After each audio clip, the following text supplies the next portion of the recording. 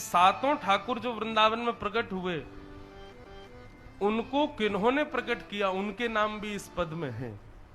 वृंदावन के बिहारी जी, राधा रमण, राधा वल्लभ, जयपुर के गोविंद देव जी, गोपीनाथ जी, करौली के मदन मोहन जी और पन्ना के जुगल किशोर, ये 7 ठाकुर हैं वृंदावन के। वास्तव में इनका प्रादुर्भाव कैसे हुआ? गोपीनाथ, गोविंद देव और मदन मोहन, ये 3 ठाकुर तो भगवान के परपौत्र वज्रनाभ ने इनको बनवाया। कथा ऐसी आती है, भगवान जब अपनी लीला प्रस्थान करके चले गए तो अष्टपटरानियों को तो ठाकुर जी अपने संगी ले गए, परंतु 16,100 भगवान की जो राजकुमारियां थीं, पत्नियां थीं, उनको भगवान पृथ्वी पर ही छोड़ गए। और भगवान के परपौत्र वज्रनाभ उन सबको लेके वृंदावन आ गए। वृंदावन आकर के वज्रनाभ इतना दुखी हुआ, मेरी माताएं इतनी दुखी रहती हैं, और ये 16,100 पटरानियां भगवान की यमुना के तट पर बैठी रहती और इतना रोती। बोले, हे यमुना जी, तुम भी तो पत्नी हो कृष्ण की, तुमको विरह क्यों नहीं होता? हमको क्यों होता है? हमको कृष्ण इतनी याद क्यों आती है? तब वज्रनाभ ने चिंतन किया कि मेरा एक ही कर्तव्य है, अपनी माताओं की पीड़ा दूर करना। वज्रनाभ ने सांडिल्य मुनि को चित्रकूट से बुलवाया और उनसे कहा कि मैं क्या करूं, अपनी माताओं की पीड़ा कैसे दूर करूं?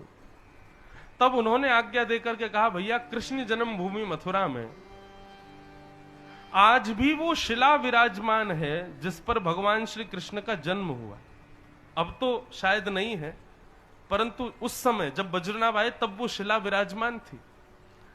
तो कंस के कारागृह में वज्रनाभ गए। मथुरा में कोई भी नहीं था, खंडर पड़ा था कंस का पूरा कारागृह।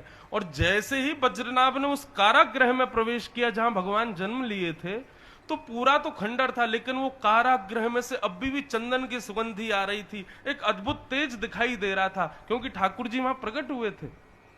तो जिस शिला पर भगवान प्रकट हुए, देवकी मैया ने ठाकुर जी को जन्म दिया, उसी शिला से जयपुर के गोविंद देव जी, करौली के मदन मोहन जी और श्री गोपीनाथ जी, ये 3 रूप तैयार करवाए। मदन मोहन जी को जैसे ही उनका रूप बनाकर के माताओं के सामने प्रस्तुत किया, बोले, मैया देखो ये कौन है?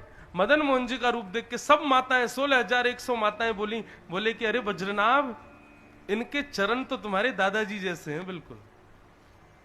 गोपीनाथ जी बनाए, बोले इनके तो हाथ बिल्कुल तुम्हारे दादाजी जैसे हैं। लेकिन जैसे ही जयपुर के श्री गोविंद देव जी का स्वरूप प्रकट किया, 16,100 माताओं ने घूंघट कर लिया। क्यों?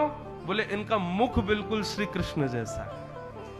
कालांतर में ये तीनों ठाकुर भूमिगत हो गए वृंदावन में। फिर रूप गोस्वामी, सनातन पाद और मधु पंडित ये पधारे और इन्होंने तीनों को प्रकट किया। और उसी श्रृंखला में स्वामी श्री हरिदास जी ने बिहारी जी को प्रकट किया, गोपाल भट्ट गोस्वामी ने श्री राधारमण देव जी को प्रकट किया, श्री हरिराम व्यास जी ने युगल किशोर जी को प्रकट किया, और श्री हित हरिवंश महाप्रभु ने श्री राधा वल्लभ लाल जी को प्रकट किया।